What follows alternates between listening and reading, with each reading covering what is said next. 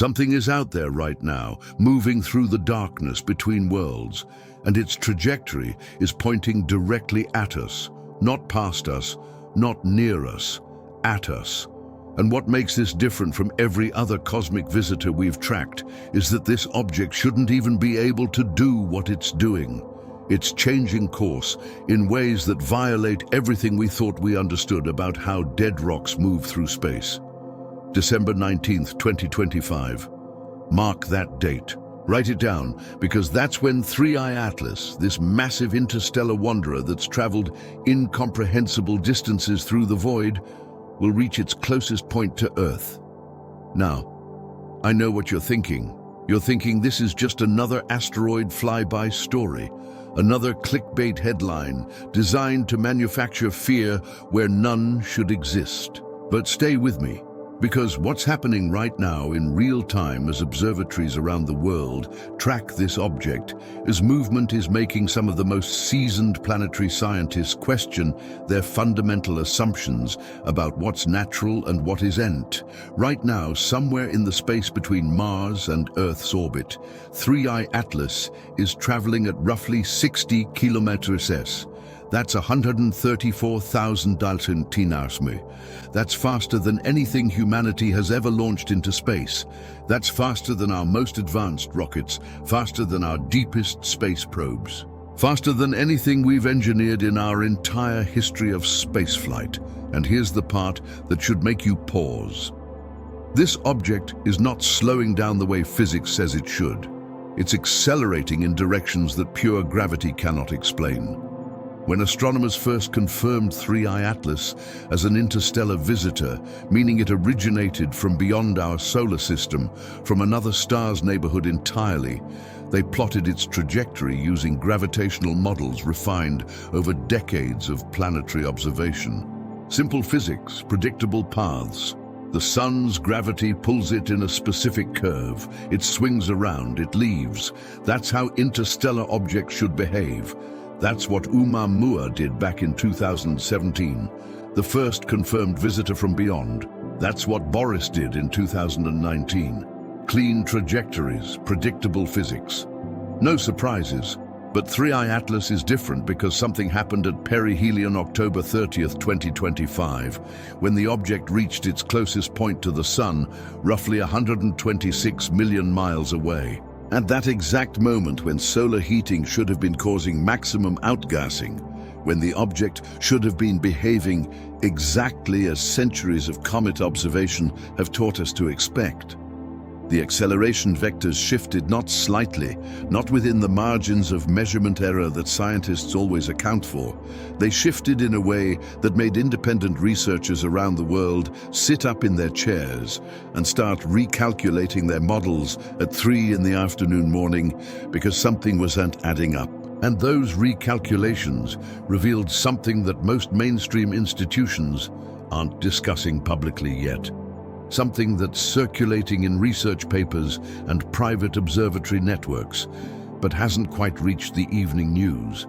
If certain acceleration patterns continue as they have been, if the velocity changes remain consistent with what's been observed over the past few weeks, then 3I Atlas's trajectory isn't just passing through our solar system on a random path determined by gravity alone. It's aligning, it's adjusting. It's moving in a way that suggests something beyond blind cosmic chance. Now let me be absolutely clear about something before we go any further, because accuracy matters more than drama. NASA has officially stated, and this is on the record, this is documented, this is fact, that 3I Atlas poses no impact threat to Earth. Their orbital calculations built on decades of tracking data and gravitational modeling confirm that the closest approach on December 19th will be approximately 167 million miles away. That's roughly 1.8 times the distance between Earth and the Sun. That's safe by every astronomical standard we have. That's not a collision course in the catastrophic sense. So if you came here expecting an extinction-level impact scenario, that's not what this is about. But here's what's not on the record. Here's what's being discussed in research communities. in private emails between observatory directors, in late-night conversations among planetary defense coordinators. Questions about how this object arrived at its current trajectory. Questions about why the acceleration patterns do not match standard comet behavior models that have successfully predicted thousands of other objects. Questions about what it means when something from another star system starts making micro-adjustments to its course after it's already inside our solar system. Most people don't realize how rare this is. We've only ever confirmed 2 interstellar objects before 3I Atlas.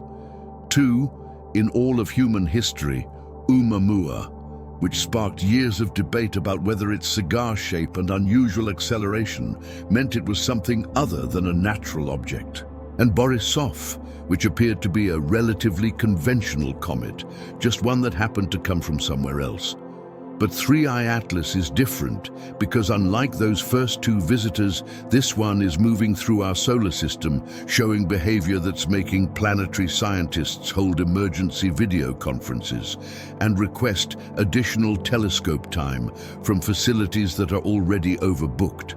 I'm not standing here telling you this is an alien spacecraft. I'm not making that claim. What I'm telling you is that the official narrative of it's just a comet, nothing to see here, might be incompletely understood. What I'm telling you is that December 19th isn't just another date on the astronomical calendar. What I'm telling you is that the word heading in this video's title isn't sensationalism or exaggeration. It's a literal description of what the trajectory data shows. Heading doesn't necessarily mean impact. Heading means direction. Heading means something is moving towards something else, with vectors that align toward a specific destination point in space and time. Think about it this way. If I tell you a car is heading toward a city, it doesn't mean the car is going to crash into the city hall. It means the car is driving in that direction, that its path is oriented toward that location. The question that matters isn't whether it's heading there. The data already confirms that. The question that matters is why. Is it random? Is it purely gravitational mechanics? Or is there something about this object's behavior that doesn't fit the simple explanation we'd prefer to believe? That's the investigation we are in the middle of right now, in November 2025, with 45 days remaining until the closest approach event. And the more data streams in from observatories scattered across 6 continents, the more complex the answer becomes. Here's what we know with absolute certainty, with no speculation, with no conspiracy theory required. 3I Atlas exists. It's been photographed by the Hubble Space Telescope and the James Webb Space Telescope. Its velocity has been confirmed by multiple independent tracking stations. Its position is monitored daily by facilities that have no reason to coordinate false information. Its composition has been analyzed through spectroscopy, carbon dioxide, water ice, nickel vapor, cyanide compounds. The object is demonstrably more active than typical comets we observe from the Oort cloud on the edge of our solar system. The acceleration that cannot be explained by gravity alone has been documented. The trajectory pointing toward December 19th has been plotted and verified. These are facts, not speculation. But the interpretation of those facts, that's where things get interesting.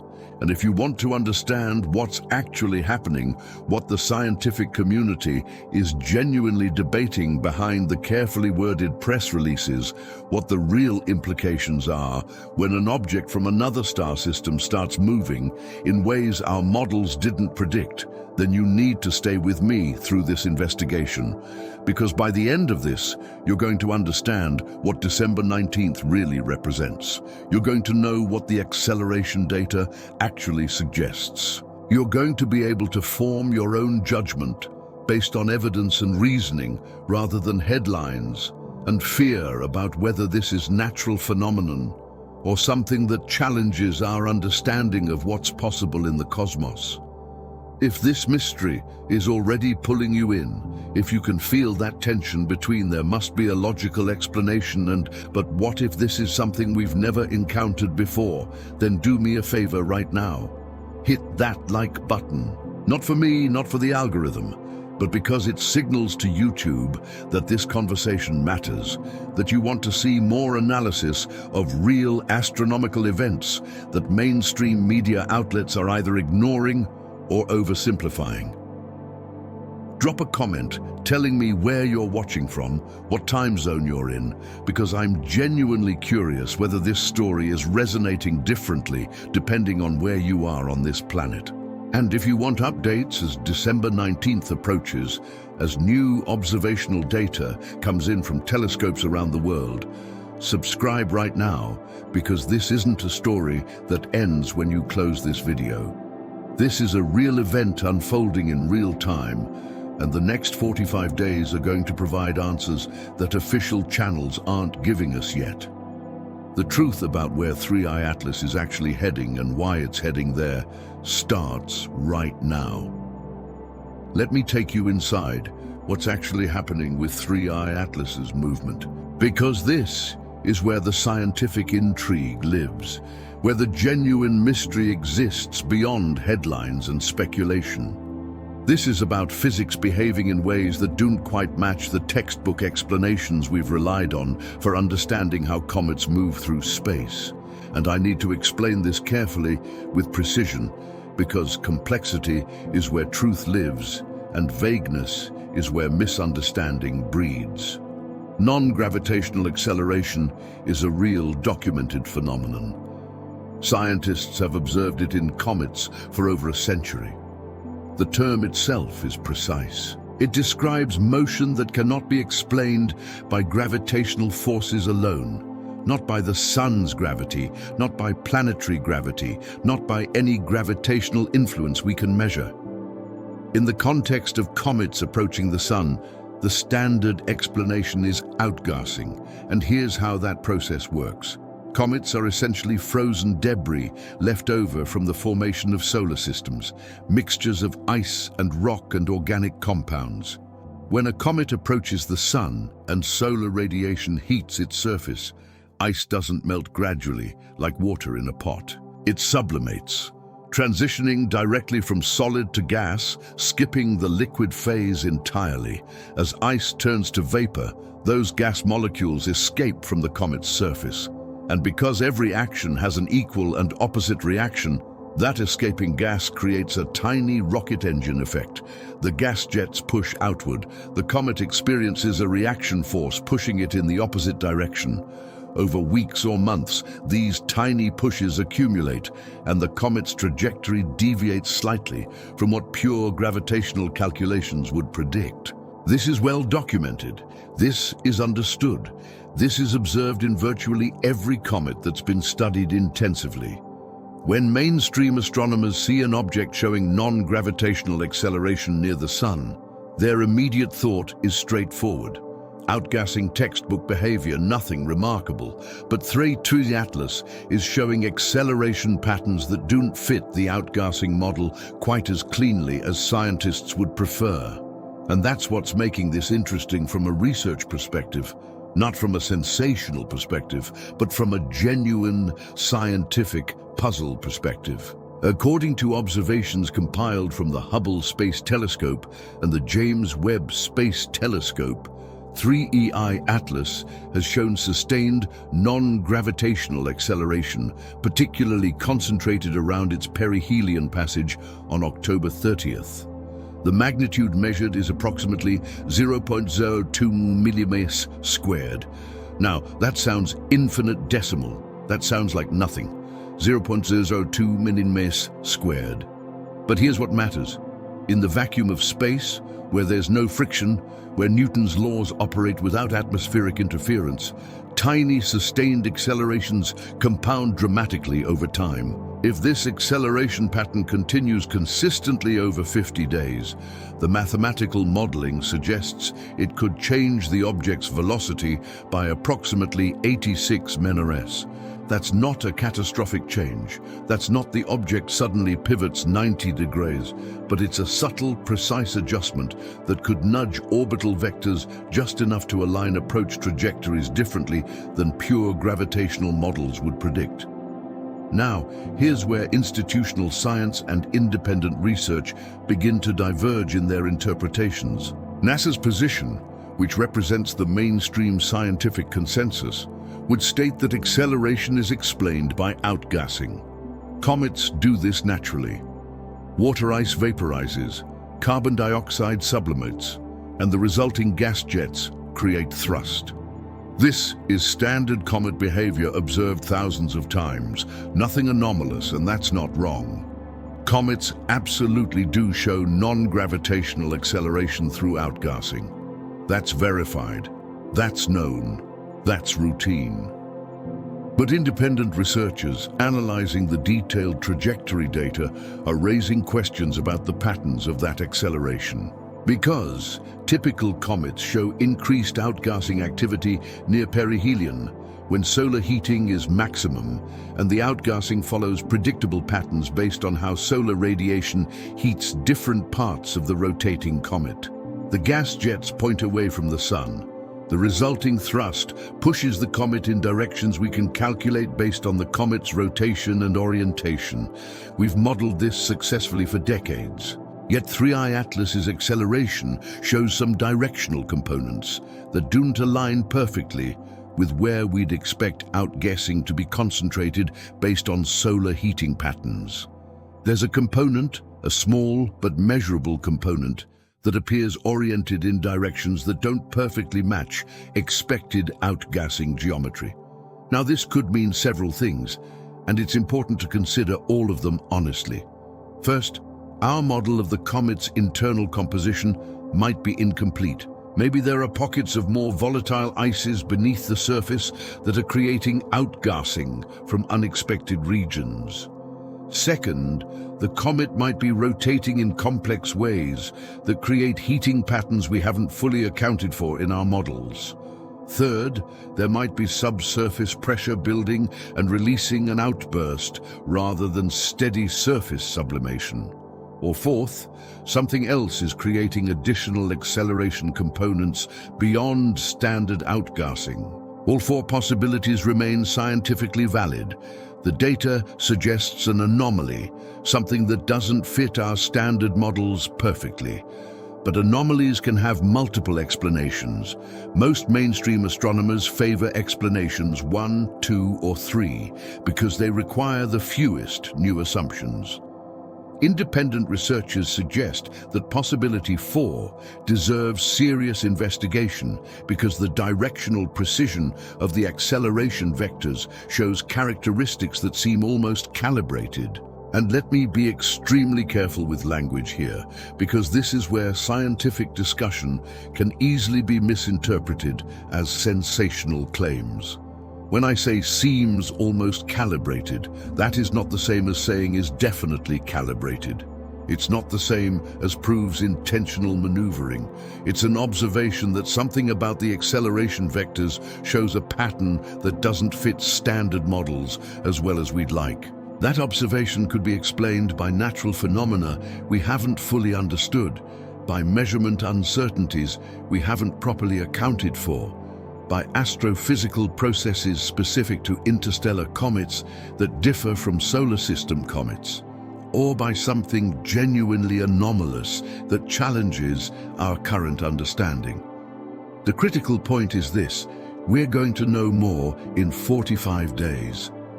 One of the planned observation campaigns involves the James Webb Space Telescope conducting high-resolution spectroscopic measurements as 3 Atlas reaches its closest approach to Earth.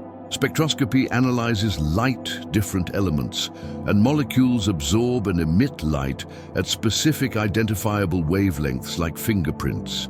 By analyzing that light spectrum with extreme precision, Astronomers can determine the exact composition of the outgassing, the temperature profiles of different regions on the comet, the rotation rate and axis orientation, the distribution of activity across the surface, and whether outgassing is uniform or concentrated in specific areas. If the non-gravitational acceleration is purely from outgassing, those spectroscopic measurements should reveal exactly where that outgassing is occurring, and the outgassing distribution should correlate directly with the observed acceleration vectors.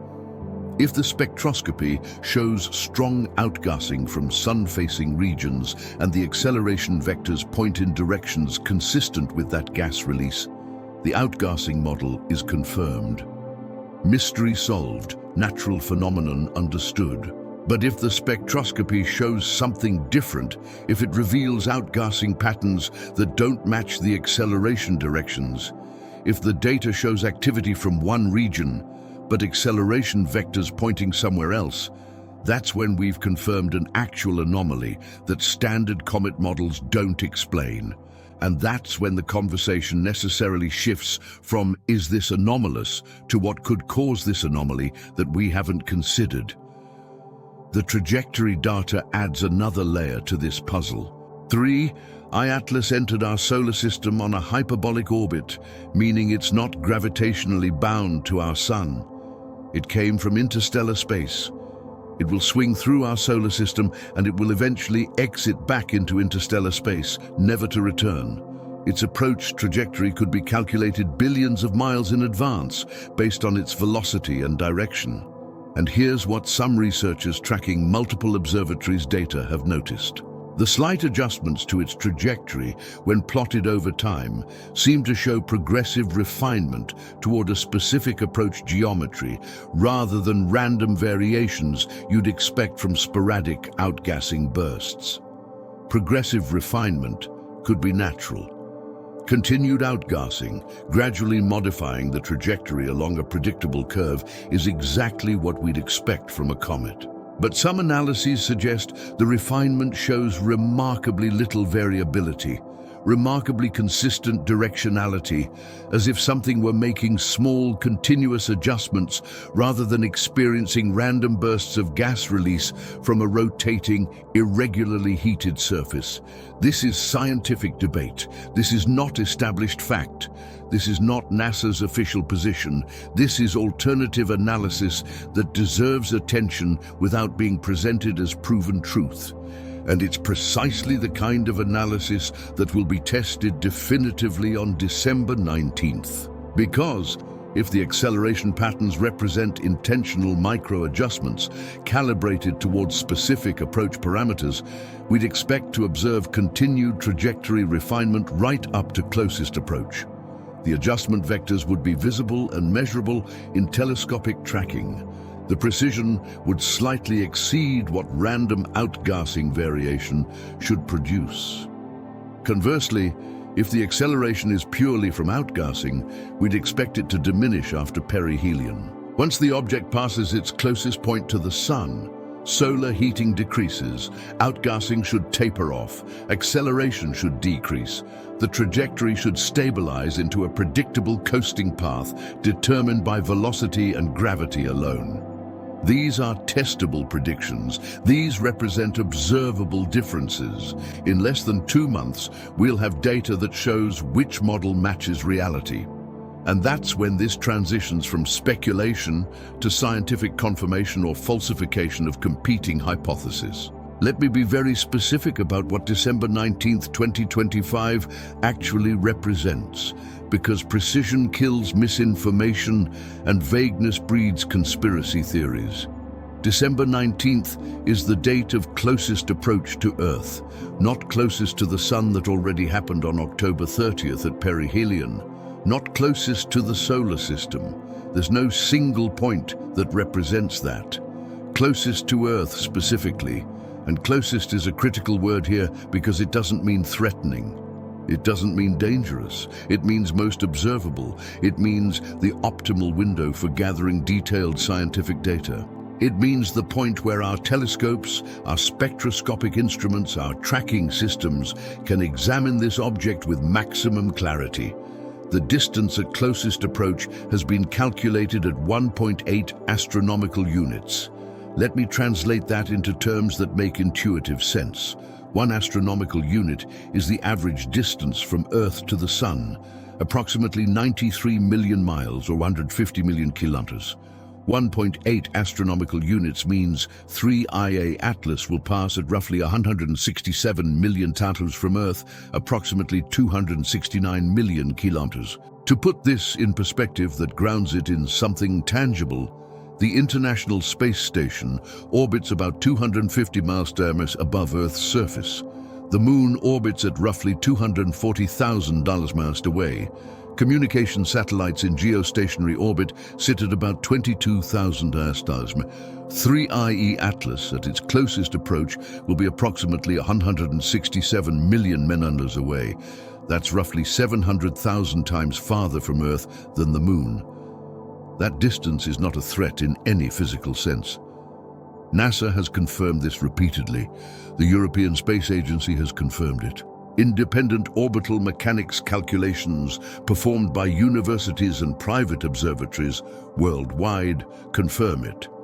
The object will not impact Earth. It will not affect satellites. It will not trigger gravitational disturbances or tidal effects. It will not cause any physical consequences for humanity whatsoever, but 167 million miles is close enough for detailed astronomical observation, and that's what makes December 19th scientifically significant. That's close enough for telescopes to gather high-resolution spectroscopic data about composition, temperature, and activity patterns. That's close enough to measure subtle changes in trajectory with precision. That's close enough to understand this object in detail that wouldn't be possible if it were farther away.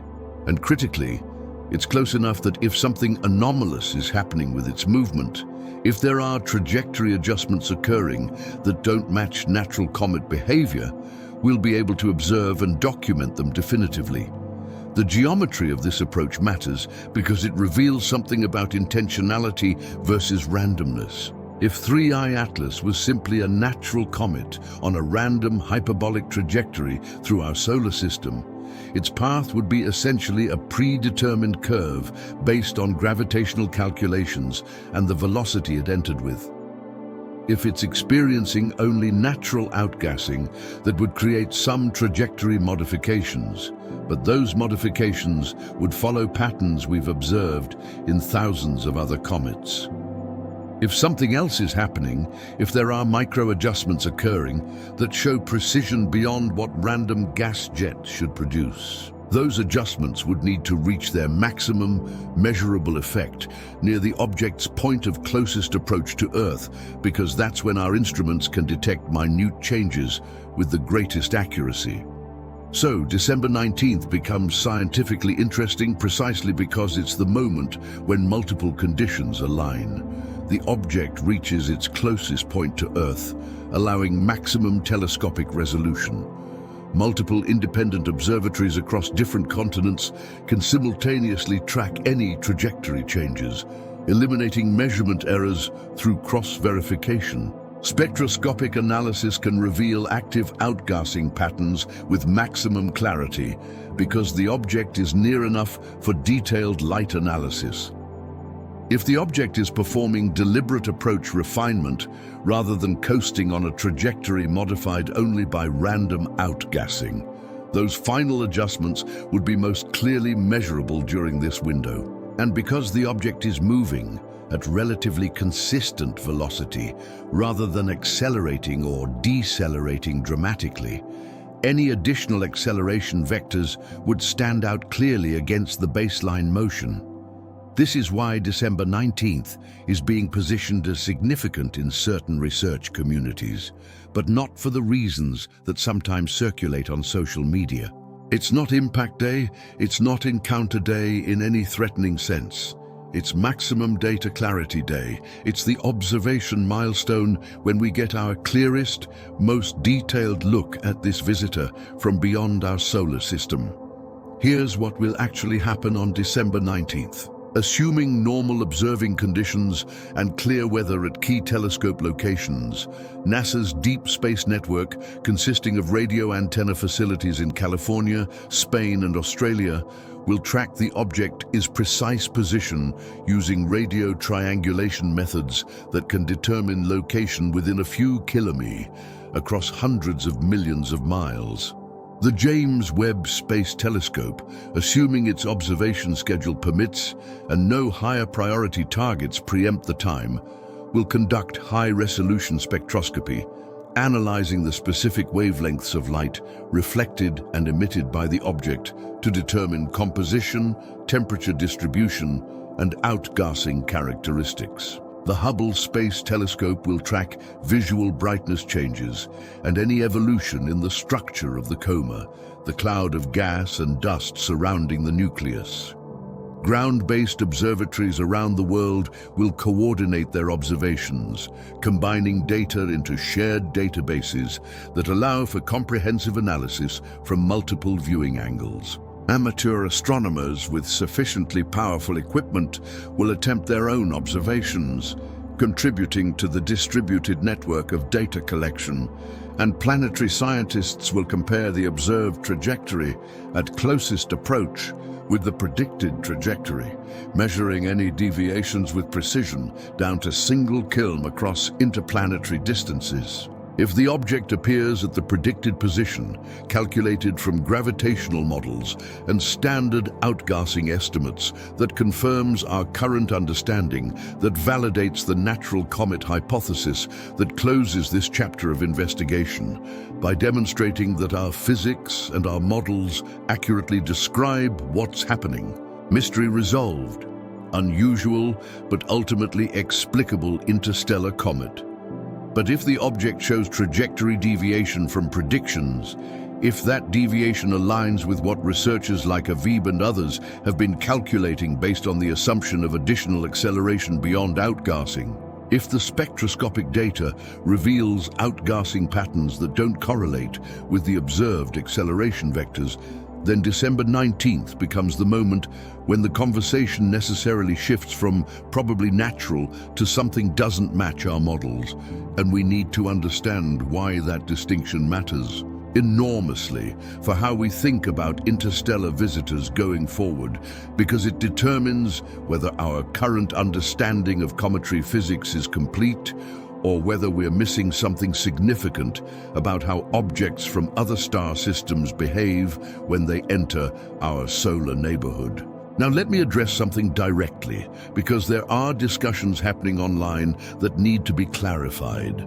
Some people are treating December 19th as if it represents a potential threat, as if Earth could somehow be in danger, as if NASA is downplaying risks to prevent panic. I want to be absolutely clear. The orbital mechanics are straightforward and non-negotiable. 1.8 astronomical units is not a collision course. This is not debatable. This is not a matter of interpretation. The mathematical certainty of orbital physics makes impact scenarios impossible. Conspiracy theories about hidden collision risks are not alternative viewpoints deserving equal consideration. They're violations of basic physics that don't merit serious discussion. But questions about the object's behavior, questions about acceleration patterns that don't perfectly match standard models, questions about trajectory vectors showing unusual precision, those are legitimate scientific inquiries, not conspiracy theories. Science. And legitimate science doesn't mean the questions are already answered. It means they're being investigated through proper methodology, with the understanding that evidence will determine conclusions, rather than conclusions determining how we interpret evidence. The December 19th event is essentially a test, but not a test of whether Earth will be struck that's already settled by orbital mechanics. It's a test of whether our understanding of how interstellar objects behave is complete, or whether we're about to learn something new. It's a test of whether 3-Seuss Atlas follows the behavior we've predicted for it based on our models, or whether it demonstrates characteristics that require us to expand or revise those models. In 45 days, that test occurs. The data arrives, the measurements are taken, the observations are recorded, and we'll have much clearer information about what we're actually dealing with. Information that will either confirm our current understanding or reveal gaps in our knowledge that need to be addressed. The outgassing hypothesis isn't speculation. It's not a theory in the colloquial sense of just a guess. It's established physics verified through thousands of observations across more than a century of comet science.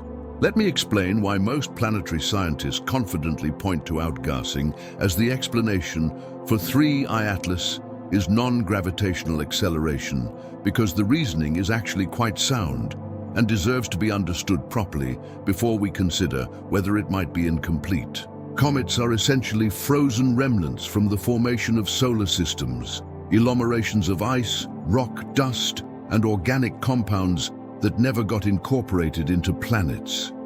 Current estimates suggest that roughly 50% of a typical comet's mass is non-volatile material, rock and dust, that doesn't sublimate into gas under solar heating.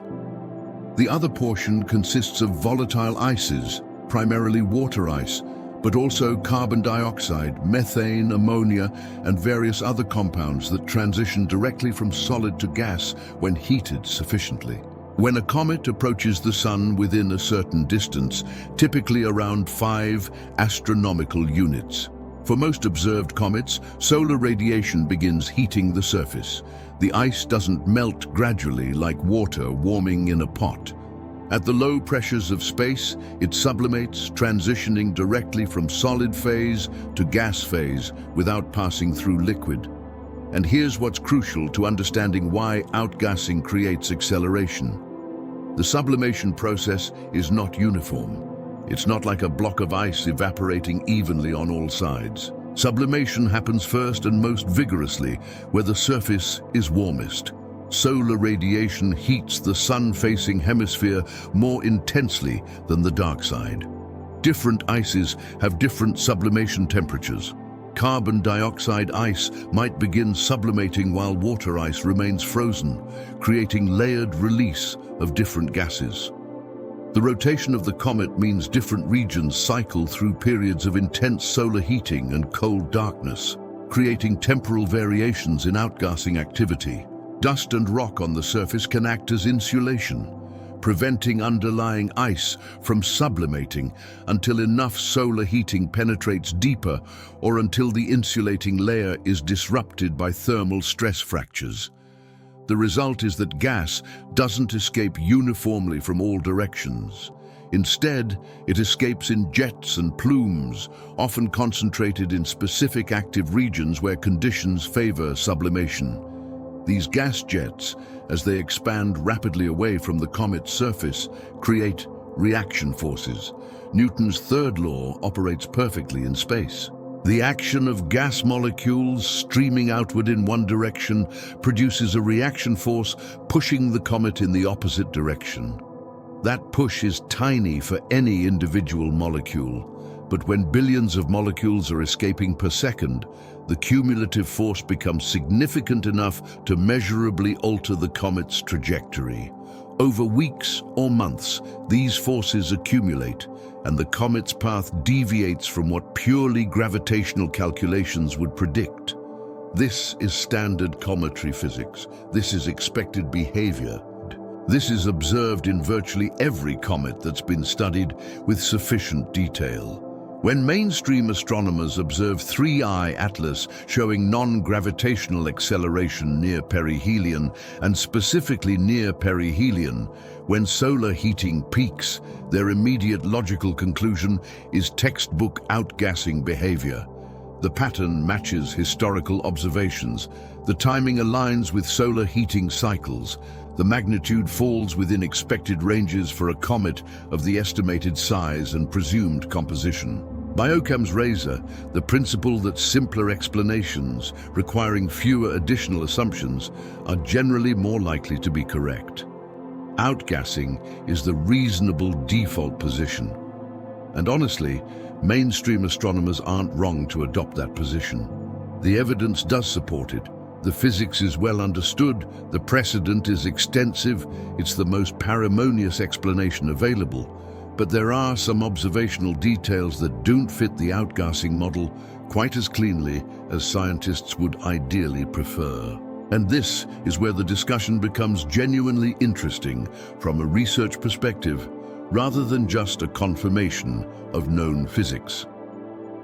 The James Webb Space Telescope has detected compositional data showing that 3 Atlas contains specific concentrations of compounds that form an unusual pattern, high carbon dioxide relative to water ice. Notable quantities of nickel vapor, which isn't common in most solar system comets. Cyanide gas emissions at specific wavelengths. Now, the mere presence of these compounds isn't remarkable. Solar system comets emit similar substances, but the specific ratios, the relative concentrations, seem slightly different from what we typically observe in comets native to our solar system.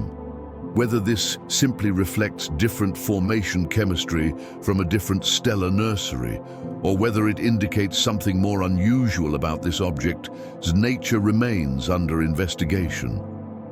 More interestingly, detailed analyses of the outgassing patterns don't perfectly align with predicted activity zones based on solar heating models. If we map where on the comet's surface we'd expect maximum solar heating and therefore maximum sublimation, that's where we'd predict the most vigorous outgassing and where we'd expect the resulting acceleration vectors to point. But some independent researchers analyzing the trajectory data suggest directional components of acceleration that don't perfectly match the expected outgassing geometry based on the comet's rotation and orientation relative to the Sun. Now, this discrepancy could mean several things, and intellectual honesty requires considering all plausible explanations. First, our model of the comet's internal composition distribution might be incomplete or inaccurate. Perhaps there are concentrations of highly volatile ices in unexpected locations beneath the surface, creating outgassing from regions we didn't predict.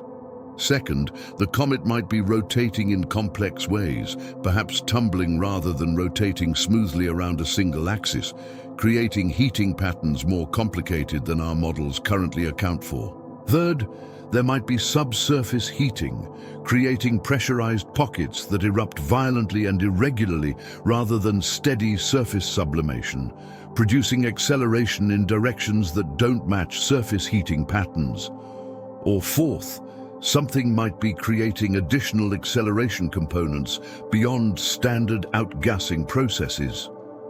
All 4 possibilities remain scientifically defensible. The data indicates an anomaly, something that doesn't fit our standard models with perfect precision. But anomalies frequently have natural explanations that simply require more sophisticated models or better data. Most mainstream astronomers favor explanations 1, 2, or 3 because they require only refinements to existing physics rather than new assumptions. Independent researchers suggest that possibility 4 deserves serious investigation because the directional characteristics of the observed acceleration show patterns that seem remarkably precise for what should be essentially chaotic outgassing from an irregularly shaped, rotating, unevenly heated object. What makes this scientifically productive rather than merely argumentative is that both positions are testable. The mainstream position predicts that December 19th observations will reveal outgassing activity patterns that, when properly modeled with sufficient detail, will account for the observed acceleration vectors. The alternative position predicts that December 19th observations will show a mismatch between outgassing distribution and acceleration direction that cannot be reconciled through better modeling of natural processes. These are competing testable predictions. One will be supported by observation and one will not. And that's how science actually advances. not through institutional decree or social media debate, but through careful observation that allows reality to adjudicate between competing hypotheses until the observational data arrives. Both positions deserve consideration proportional to the evidence supporting them, which currently favors the natural outgassing explanation while acknowledging unexplained details that warrant continued investigation. I need to do something that might feel uncomfortable, but is absolutely necessary for maintaining credibility in this investigation. I need to address the claims circulating on social media platforms about 3-3 Atlas that are either completely unverified or in some cases demonstrably false. Because part of rigorous investigation is acknowledging what you cannot confirm, not just highlighting what you can. And part of serving your intelligence as a viewer is distinguishing between legitimate scientific questions and viral misinformation. Over the past several weeks, multiple claims about 3 Atlas have spread rapidly across X, Reddit, Instagram, TikTok, and various astronomy forums. Some have been shared thousands of times, discussed as if they're established facts, treated as hidden truths that mainstream institutions are suppressing. Let me examine the most prominent ones and show you what my investigation revealed. Claim 1, Fibonacci sequence signal at 1420 MHz. The claim states that 3-Secret Atlas is broadcasting a radio signal, pulsing in a Fibonacci sequence pattern at 1420 MHz, interpreted as mathematical proof of intelligent design. Now, 1420 MHz is indeed a frequency that SETI researchers monitor because it's the natural emission frequency of neutral hydrogen, the most abundant element in the universe, making it a logical choice for interstellar communication. The Fibonacci sequence appears throughout nature in arrangements of flower petals, spiral galaxies, and countless other patterns. So the claim borrows real scientific concepts, which is partly why it sounds credible. But here's what I found. When I investigated, I contacted researchers at the SETI Institute directly. I reached out to staff at the Very Large Array Radio Telescope facility in New Mexico. I checked preprint servers where researchers post preliminary findings before peer review. I traced the claim back through social media to try to identify the original source. And here's the result. 0 institutional confirmation from any observatory, no published analysis, not even preliminary preprints, no replicable methodology describing how the signal was detected or analyzed, no independent verification from the multiple radio telescope facilities that would certainly detect such a signal if it existed. What I found instead was social media posts, referencing each other circularly, forum discussions, treating the claim as fact without citing a primary source, and thousands of shares by people who wanted the claim to be true because it's emotionally compelling. The current status of this claim is unverified and highly likely to be false. If multiple radio telescopes were detecting coherent mathematical patterns in radio emissions from an interstellar object, that would rank among the most significant astronomical discoveries in human history. It would be published immediately across every major scientific journal. Major institutions would be confirming it competitively. We would not be having to trace rumors through social media. We'd be reading peer-reviewed papers with detailed methodology. The absence of any such confirmation, despite the extraordinary nature of the claim, strongly suggests this didn't happen. Claim 2, signal exchange with Mars orbital probe. The claim states that 3 Atlas has been detected exchanging radio signals with a Mars orbiter, confirming deliberate communication between the interstellar object and human technology. When I investigated this, I checked NASA's publicly available status reports for the Mars Reconnaissance Orbiter. I reviewed telemetry logs from ESA's ExoMars mission. I examined communication records from the Mars Odyssey spacecraft. Mars probes continuously broadcast status updates and receive command uploads from Earth. Any significant electromagnetic anomalies, any unidentified signal sources, any telemetry irregularities are recorded meticulously and would be immediately flagged for investigation. The result? No anomalies reported in any official documentation, no communication logs showing unidentified signal sources, no telemetry gaps that would suggest interference or unexpected communication. Current status completely unverified and highly implausible. Mars probes operate on specific documented frequencies using standardized protocols. Any unidentified signals would trigger immediate investigation and would be documented in official reports. The total absence of any such documentation, despite widespread circulation of this claim, suggests it originated from speculation or creative fiction rather than observed reality. Claim 3, mothership releasing smaller probes. The claim describes 3SIA Atlas as a mothership carrying smaller probe units that will be released as it approaches Earth's orbital vicinity. When I investigated this, I examined high-resolution images from the Hubble Space Telescope and data from the James Webb Space Telescope. Current observations show 3 Atlas as a single cometary body with an estimated nucleus diameter between 0.32 and 5.6 km, actually quite modest for an interstellar visitor. If this object were a mothership releasing probes, we would observe several telltale signs. We'd see observable separation events visible through telescopes as distinct objects departed from the main body. We'd detect changed brightness patterns as sections detached and moved independently. We'd track fragments on distinct trajectories diverging from the main object's path. We'd see spectroscopic evidence showing structural differentiation between a carrier vessel and smaller components. None of these indicators have been observed. The object remains intact as a single body, no detachments recorded, no fragments tracked on separate trajectories. The imaging data consistently shows a single cometary object, not a composite structure. Current status unverified and directly contradicted by observational data. This isn't a matter of institutional suppression. It's simply that telescopes show something different from what the claim describes. Claim 4, government cover-up of impact risk. The claim suggests that NASA and other space agencies are secretly concerned about genuine collision risk, but are publicly downplaying it to prevent mass panic. Here's why this claim fails basic scrutiny. Orbital mechanics are independently verifiable by anyone with sufficient mathematical skill and access to observational data which is publicly available.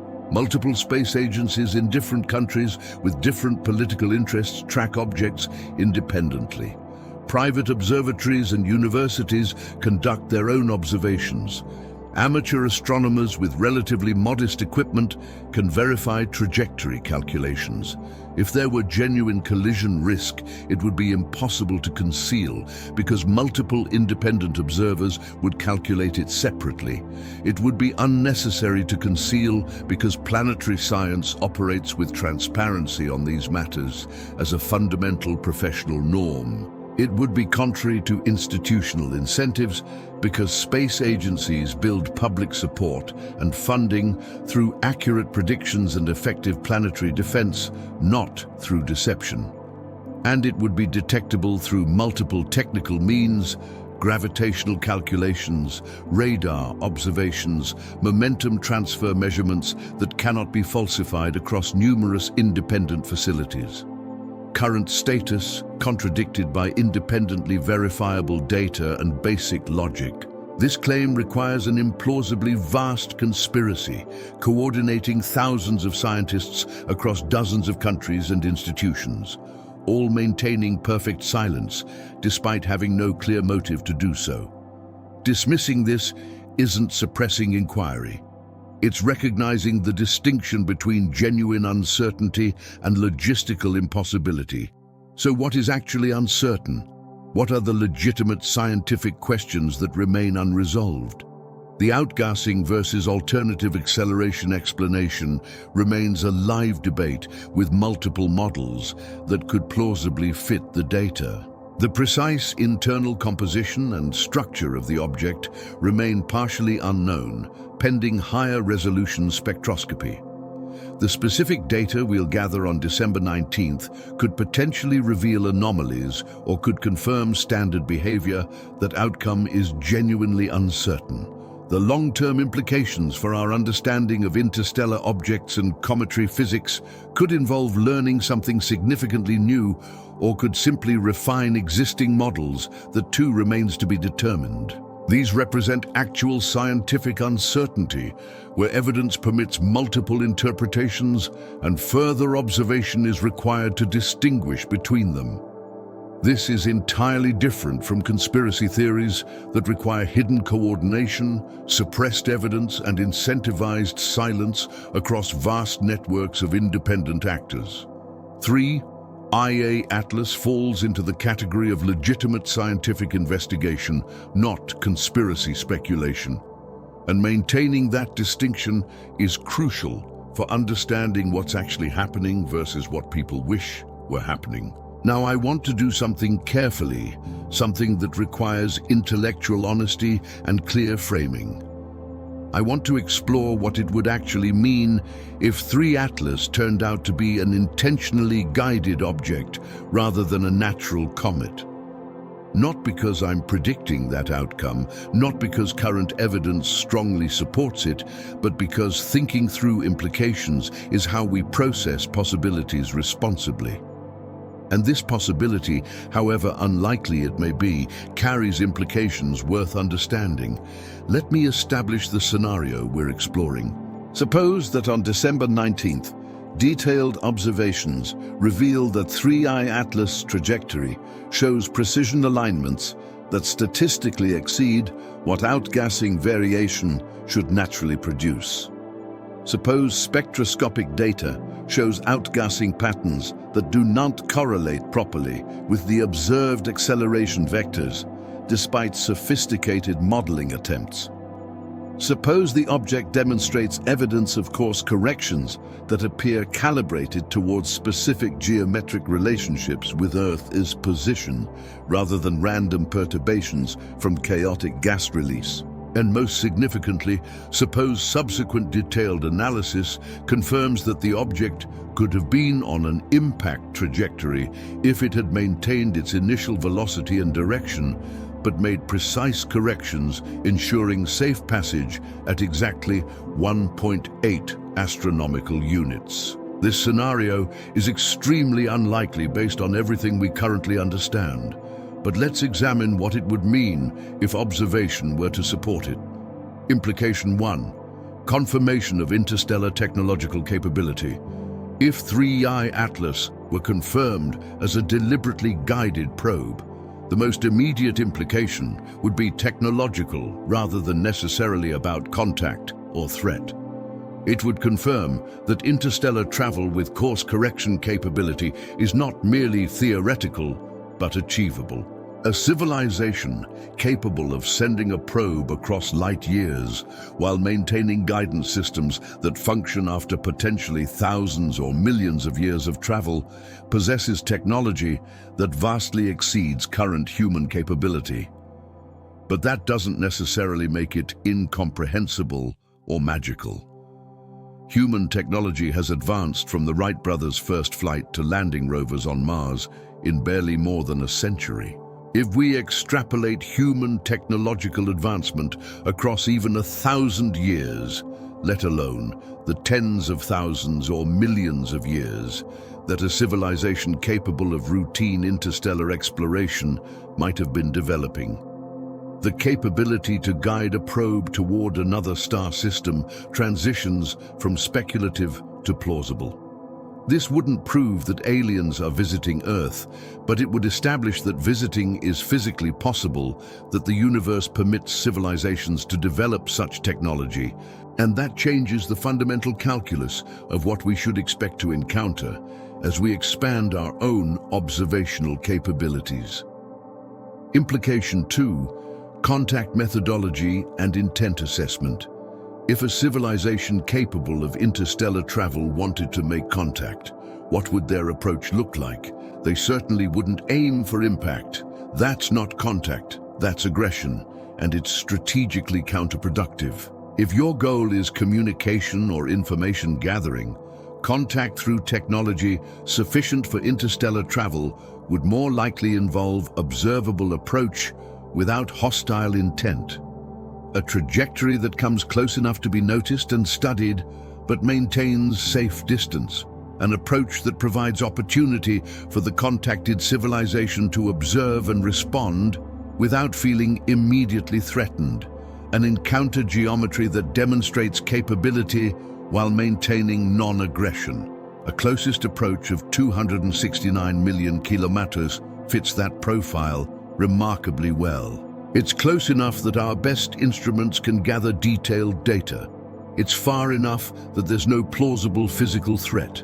It's aligned precisely enough to demonstrate that the approach isn't random. The timing provides weeks of advance notice, allowing preparation and observation rather than sudden surprise.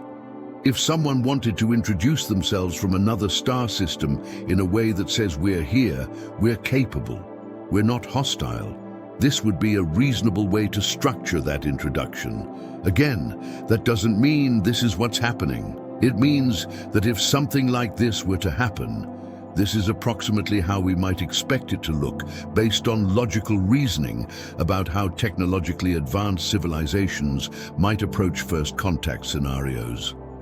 Implication. Music 3. The detection paradox. Here's something rarely discussed in these conversations. If a civilization capable of interstellar travel wanted to avoid detection, they could almost certainly do so. If they wanted to observe us covertly, to gather information without revealing their presence, we would have no way of detecting them with current technology. The technological gap would be too vast. But if they wanted to be noticed, if they wanted to present themselves clearly enough to be recognized while not being so dramatic as to be threatening, that's when something resembling three atlases behavior makes strategic sense. An interstellar visitor moving in ways unusual enough to attract scientific attention. A trajectory aligned enough to demonstrate intentionality rather than pure chance. Acceleration patterns that don't quite fit natural models, prompting investigation and debate. A safe approach distance that allows detailed observation without threat. Timing that provides extended warning rather than sudden appearance. This would be a calibrated revelation rather than either complete stealth or overwhelming display. Implication 4. Societal processing challenges. The most complex implication wouldn't be about the probe itself. It would be about how humanity processes the knowledge of confirmed non-human intelligence with technological capabilities exceeding ours. Consider the cascade of consequences. Scientific confirmation of intelligent guidance technology would lead to recognition that we are not alone and not the only technological civilization. That recognition would trigger massive philosophical and religious processing as various belief systems grapple with what this means for their foundational narratives. It would force psychological adjustment to humanity's place in a cosmos that contains other intelligences. It would trigger geopolitical realignment as nations reconsider priorities and resource allocations. It would fundamentally reshape how we think about our significance and our future. That's not catastrophic, it's not apocalyptic, it's not even necessarily negative, but it's deeply destabilizing to assumptions that underlie how societies organize themselves and how individuals understand their existence. Different cultures would process this revelation differently. Some would find it spiritually affirming. Some would experience it as philosophically challenging. Some would treat it as confirmation of existing beliefs. Managing that cascade of reactions would require institutional maturity and careful communication, which is why, even if such confirmation occurred, we might expect a measured release of information rather than sudden announcement. Implication 5. Information encoded in the object itself. If we confirm that 3I Atlas was an intentionally sent probe, the object itself becomes an extraordinary information source beyond its mere presence. Its composition would tell us about the resources and materials the sending civilization works with. Its apparent energy systems, whatever is providing the capability for course corrections, would reveal something about their technological approach to power generation and propulsion. Its design characteristics, whether it's genuinely a modified comet or something constructed to resemble one, would communicate information about their strategic thinking and technological philosophy. Its trajectory planning would demonstrate their computational capabilities and their understanding of celestial mechanics. Every characteristic becomes a message, intentional or not, about the civilization that sent it. We would learn about their technology level, their resource availability, their design aesthetics, their strategic intent, all encoded in the physical reality of what they created and sent across interstellar distances. That information would be invaluable for understanding not just this particular visitor, but for forming frameworks about what interstellar civilizations might generally be capable of and how they might approach exploration and contact.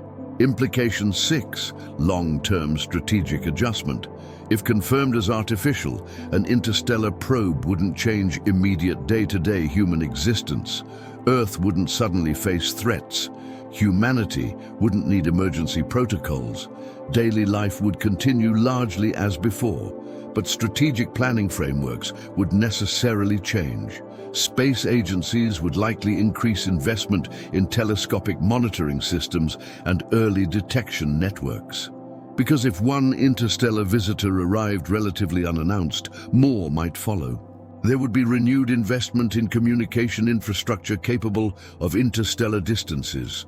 Long-term space colonization planning would receive increased priority because knowing that interstellar travel is possible makes humanity's eventual expansion beyond Earth seem less like distant speculation and more like strategic necessity. These adjustments wouldn't be panic-driven. They would be strategic responses to changed understanding of what's possible in the universe we inhabit. They would represent humanity taking its place as a potentially spacefaring civilization, rather than a species confined indefinitely to a single planet. The reason for exploring these implications isn't to convince you they're likely. It's to demonstrate that even unlikely possibilities can be examined rationally, that speculation doesn't require abandoning critical thinking, and that the most interesting questions often live in the space between certain knowledge and complete ignorance. In 45 days, on December 19, 2025, telescopes around the world and instruments in space will converge their attention on a single object moving through our solar system. 3 Atlas at closest approach to Earth, maximum observability, optimal data gathering window. This is when speculation transitions to measurement, when competing models face empirical testing, when we get our clearest look at this visitor from beyond our solar system. Let me walk you through exactly what will happen and what it means. NASA's Deep Space Network will conduct precision tracking using radio telescopes at 3 locations strategically distributed around Earth Goldstone in California, Madrid in Spain, and Canberra in Australia. This triangulation network allows continuous observation as Earth rotates, ensuring no gaps in data collection. Radio signals will be transmitted toward 3I Atlas, measuring the reflected return time and analyzing Doppler shifts in frequency that reveal precise velocity and acceleration. This technique can determine the object's position with accuracy measured in single kilometer across distances of hundreds of millions of miles. If the object's observed position matches the position predicted by gravitational models plus standard outgassing estimates, the natural comet hypothesis is confirmed. If the position deviates from prediction in specific consistent directions beyond measurement uncertainty, that indicates acceleration components that our current models don't fully account for. Every kilometer of deviation becomes quantified evidence requiring explanation. The James Webb Space Telescope, assuming observational permits and no higher priority targets preempt the allocated time, will conduct high-resolution spectroscopic analysis.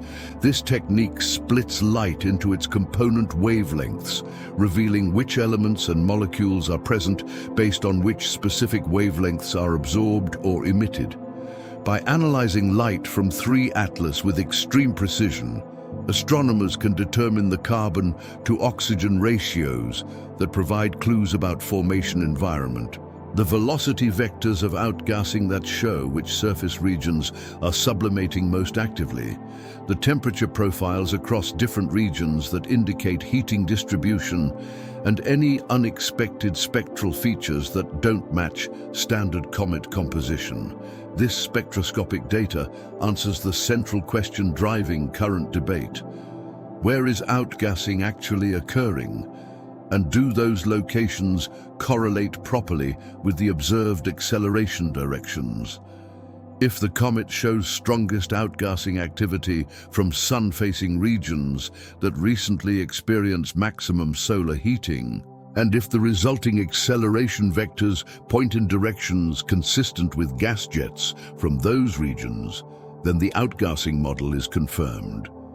Mystery resolved. Natural phenomenon understood. If spectroscopy reveals outgassing from unexpected regions, or if acceleration vectors point in directions that don't align with observed gas release, even after sophisticated modeling, then we've confirmed a genuine anomaly that standard comet physics doesn't adequately explain.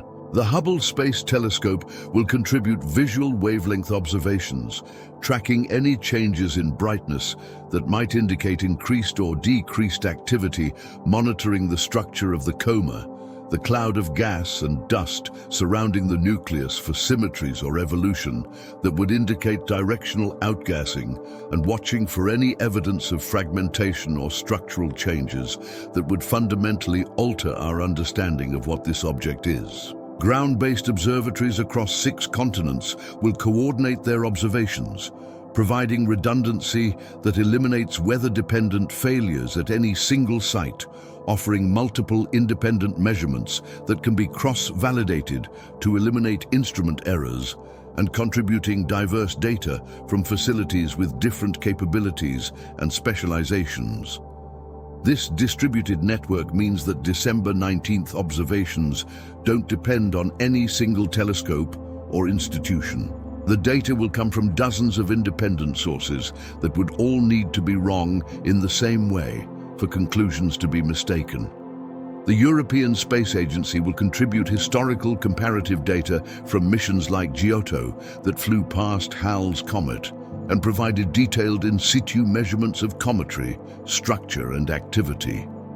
This historical data provides a baseline for what typical comet behavior looks like under various conditions, allowing researchers to identify whether 3 atlases' characteristics fall within normal ranges or represent genuine outliers. The single most critical measurement is simple. Does 3i Atlas arrive at the predicted position at the predicted time? NASA's orbital model predicts arrival at specific coordinates with precision of approximately plus or minus 5,000 kilolund. That sounds like a large uncertainty until you realize it's across a distance of 269 million kilometers, an accuracy of about 0.02%. If the object appears at that predicted position within measurement precision, it's following the calculated trajectory. Natural physics confirmed if deviation occurs consistently beyond measurement error, particularly if that deviation shows directional patterns rather than random scatter, then alternative explanations are required. The precision of orbital mechanics cannot be overstated. The mathematics of gravitational interaction have been refined for centuries. We know where objects should be if only gravity and well-understood outgassing are affecting them. December the 19th tells us whether our understanding matches reality in this specific case, and that test has only two possible outcomes: confirmation or falsification of current models. Within hours of closest approach, preliminary data will be released to research communities.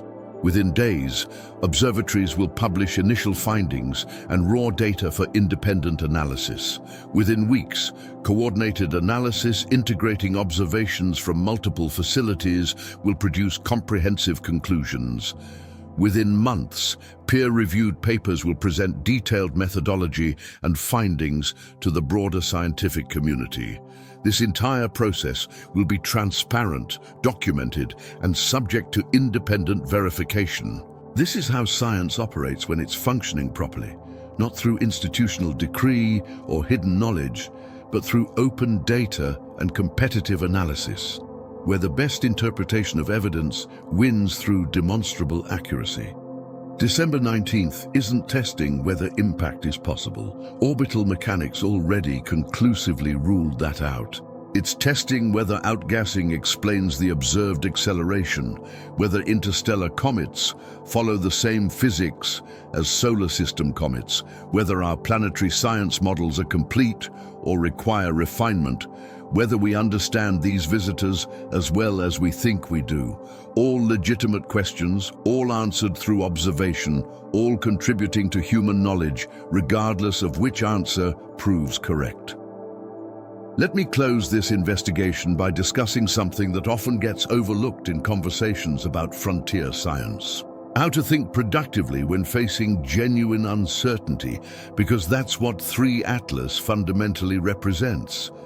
A situation where we have substantial data, multiple plausible interpretations, and insufficient evidence to reach definitive conclusions. That's not institutional failure. That's not conspiracy or cover-up. That's simply the current state of knowledge about a complex phenomenon. And understanding how to navigate that ambiguity is crucial for thinking clearly about any scientific question. There's a trap people fall into called false equivalence, where all positions are treated as equally valid simply because multiple viewpoints exist. You hear it phrased as some scientists say it's natural, some say it might be artificial, so who really knows? But that framing misrepresents the evidential landscape. The outgassing hypothesis has decades of precedent, extensive observational support, well-developed theoretical frameworks, and consistency with established physics. The intentional guidance hypothesis has some observational anomalies that don't fit standard models perfectly, but far less supporting evidence and no clear mechanism. These aren't equivalent positions. One is substantially more likely given current evidence, but substantially more likely isn't the same as certain, and less likely isn't the same as impossible. Both remain within the range of possibilities that evidence permits, just with different probabilities. The opposite trap is reflexive skepticism, where anything unusual gets dismissed without investigation simply because it seems extraordinary, or because accepting it would require changing assumptions. You hear this as it's probably just outgassing. These anomalies don't matter, no need to investigate further. But that's anti-scientific. Science advances precisely by investigating things that don't fit existing models. That's literally the mechanism of discovery. Healthy skepticism says this is probably explainable through known physics, but let's investigate the anomalies carefully to be certain. Reflexive skepticism says this must be explainable through known physics, so the anomalies can be ignored. One stance investigates, the other dismisses. One discovers new phenomena. The other reinforces existing beliefs regardless of evidence. The intellectually honest position acknowledges complexity. Available evidence most strongly supports the outgassing hypothesis, which is where institutional science reasonably focuses primary attention and resources. But certain observational features don't fit that model perfectly, even after sophisticated analysis, and those features deserve continued investigation rather than dismissal. Alternative explanations remain unlikely, but not impossible given current data. Upcoming observations will test which interpretation better matches reality. Until those tests occur, maintaining informed curiosity about multiple possibilities is more scientifically appropriate than premature certainty about any single explanation. When you encounter claims about Three-Eye Atlas or any complex scientific topic, evaluate them systematically. Ask who is making the claim. Named researchers with relevant credentials publishing in peer-reviewed venues carry more evidential weight than anonymous social media posts or unverified forum claims. Ask what evidence supports the claim.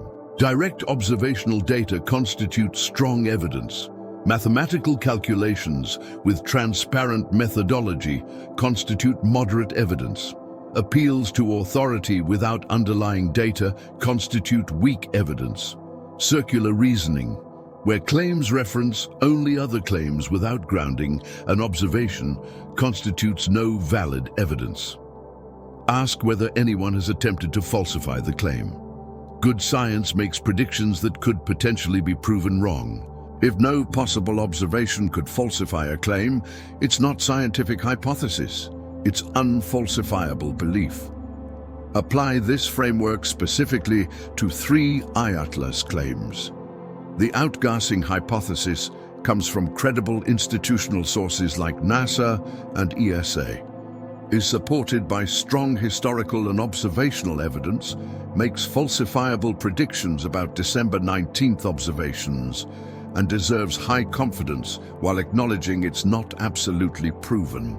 The intentional trajectory hypothesis comes from credible but controversial researchers like Avibe, is supported by moderate strength evidence in the form of anomalous acceleration patterns, makes falsifiable predictions that December 19th will test, and deserves low to moderate confidence as a possibility worth investigating. The signal detection claims circulating on social media come from unverified sources, lack institutional confirmation despite having ample opportunity to be verified, make extraordinary claims without extraordinary evidence, and deserve very low confidence bordering on dismissal. Science feels frustrating when it doesn't provide immediate definitive answers. We want certainty. We want resolution. We want to know conclusively whether Three Atlas is natural or something else. Ambiguity creates cognitive discomfort. But ambiguity, where evidence genuinely permits multiple interpretations, isn't a failure of scientific methodology. It's an accurate representation of the current state of knowledge.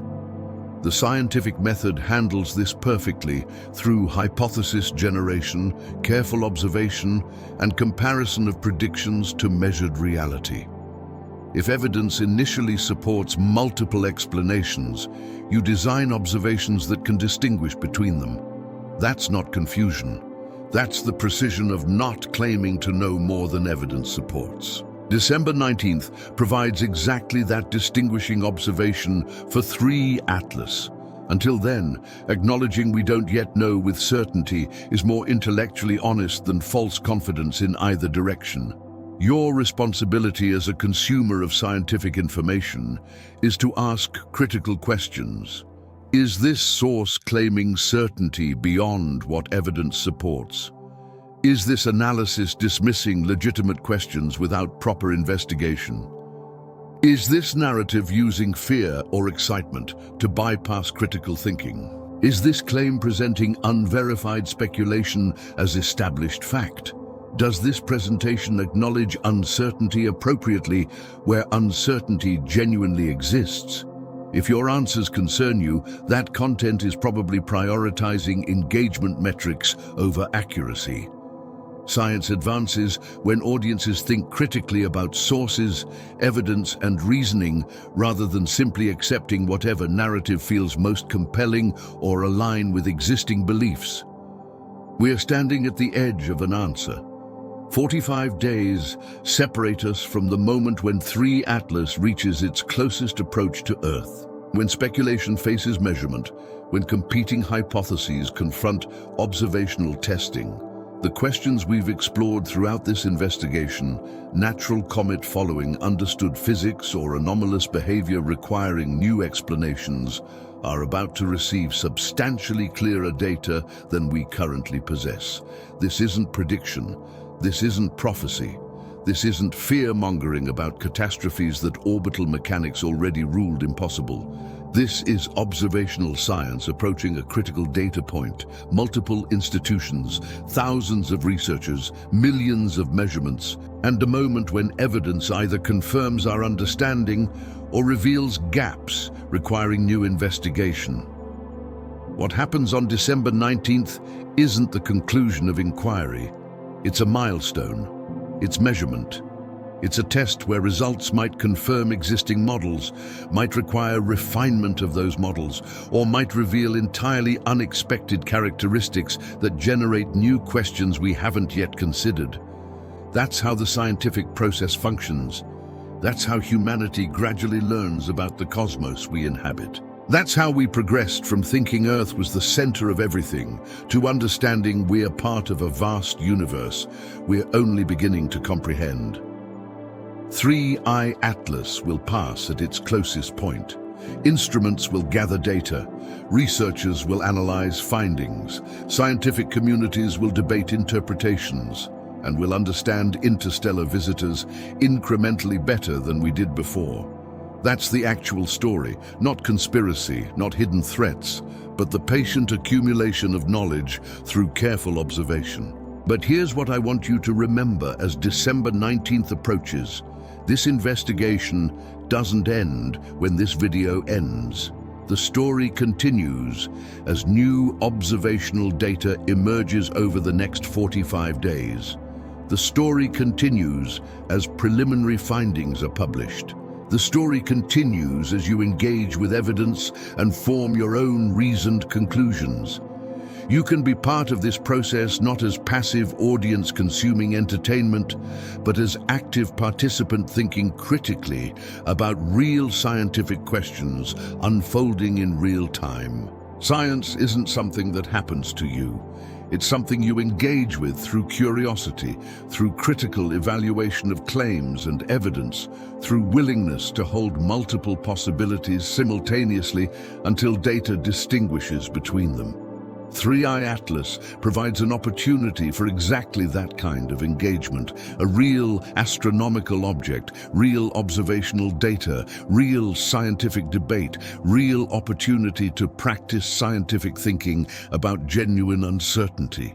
Over the next 45 days, I'll be tracking new data as observatories release it. I'll be analyzing preliminary findings as they emerge. I'll be examining peer-reviewed papers as the scientific community processes observations collectively. And I want you involved in that process not as passive consumers, but as fellow investigators, discussing findings and comments, sharing interpretations, engaging critically with claims you encounter, building community around rigorous inquiry rather than around any particular predetermined conclusion. That kind of community is where good science flourishes. That's where curiosity meets intellectual discipline. That's where frontier questions get explored responsibly without abandoning critical thinking. Here's my final thought. 3I Atlas represents something profound about human progress. For most of our species' history, we couldn't see beyond our immediate surroundings. Now we can detect objects from other star systems. We can measure their properties across hundreds of millions of miles. We can ask meaningful questions about their composition, their origins, their behavior. We can test hypotheses through observation. We can distinguish between what we know, what we don't know, and what we might learn through investigation. That's extraordinary. Not because aliens are probably visiting, which current evidence doesn't support, but because our understanding has expanded so dramatically. Because we've developed instruments and methodologies allowing us to study visitors from beyond our solar system. Because we can examine something that traveled unimaginable distances and ask rigorous questions about what it is and what its presence means. December the 19th, 2025, is when one chapter of this investigation reaches a crucial data point. When speculation transitions to measurement, when models face empirical testing, when the universe provides clearer answers about itself through careful observation. I hope you'll be following along as that date approaches. I hope you'll be thinking critically about what observations reveal. I hope you'll be engaging with the science rather than just the sensationalism, because that's where the genuine story lives, not in viral claims or conspiracy theories, but in the patient, rigorous work of humans trying to understand a cosmos far larger and stranger than ourselves. Thank you for investigating with me. Thank you for thinking critically about sources and evidence. Thank you for maintaining both curiosity and skepticism. Thank you for being the kind of audience that makes good science communication possible. December 19th awaits. The data will arrive and we'll understand a little more about these mysterious visitors from beyond our solar system. Stay curious, stay critical, stay engaged with what's actually happening rather than what fear or wishful thinking might prefer. The universe has more to teach us, and the next 45 days are part of that ongoing education.